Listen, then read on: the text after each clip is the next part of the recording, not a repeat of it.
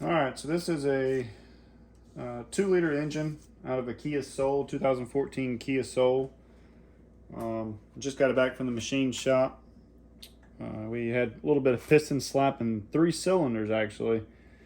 So we had them bored out 0.5 millimeters over, and we're going to start reassembling it. We're going to go ahead and put the crank in and show you how to install the bearings. And all right, so these are your bearings for your main journals right here. If you notice, these have a little bit of a line and these don't. It's just where oil goes through, and as you can see, these go on the block. The ones with the line go on the block, and these go on the crankshaft, or the other half of the block that sits on there. So just make sure you get that part right when you're installing these. And you'll also see, I don't know if I'm at the camera, but you'll see a little groove right there.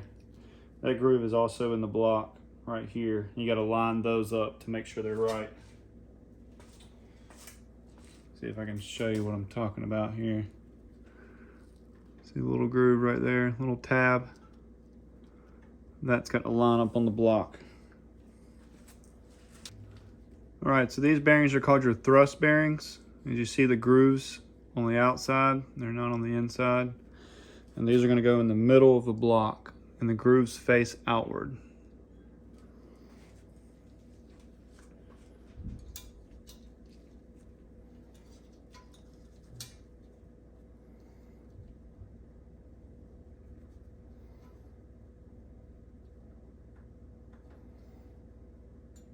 They look like they're gonna fall. Just put a little bit of lube to help stick them on the back. All right, so the assembly lube I'm using is Lucas. It just comes from AutoZone. It was just the most convenient thing I've used. I've used Royal Purple in the past. They're all about the same.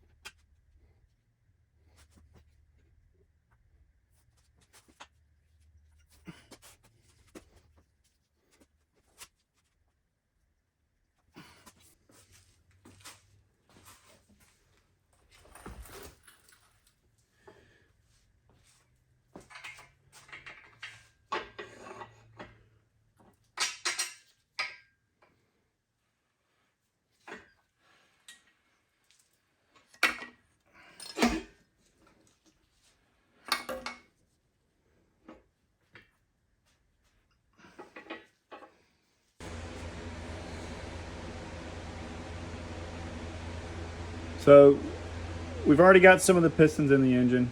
We're getting ready to put the last one on, but I just wanted to show you how you're supposed to clock the rings. Your oil rings, your very bottom one, since this is the front of the motor, it's supposed to be about 30 degrees. Then your squiggly one, I'm not sure the exact name for it, the fancy name. That one's going to be clocked over in this direction. And then your other thin top ring is going to be over here, 180 degrees from this bottom ring. So it's going to be over here. And then you move up and you get your compression ring. That's going to be clocked right here. So I like to go, when you got your bottom oil ring here, and then you just, try to line the compression ring up with that one. And then your top ring, moving a little bit, is going to be 180 degrees from that one. So we'll try to get this last one in and see if it goes smoothly, and we'll be done with the bottom end anyway.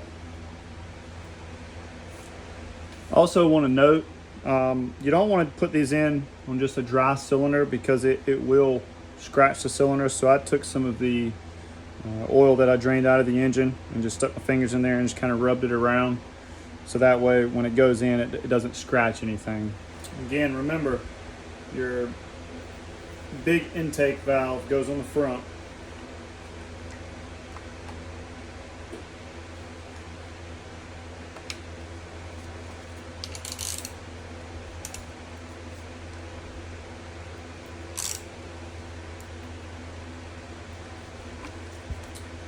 Just tighten up the rings on it, on the compressor.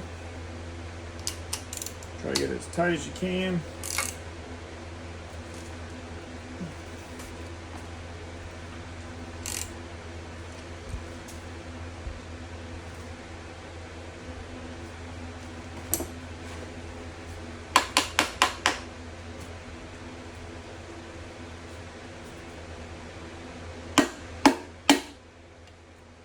That's it. It goes in. You also don't want to hit it with a metal hammer or anything. I just use a wooden bottom of the wood because the wood won't damage it. Now you want to flip it over and you want to try to get your bearings on. This part's a little difficult. You might be able to put the bearings on the bottom of the rod before you hit it in, but I just don't want to chance it falling on the dirty concrete.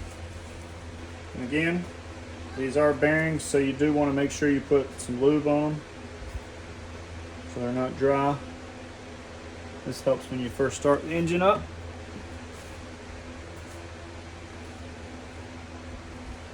Add a little bit more lube.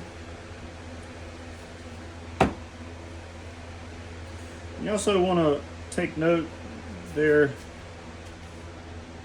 I don't know if you can see the writing. This side has small writing. And this side has big writing, so it goes a certain way.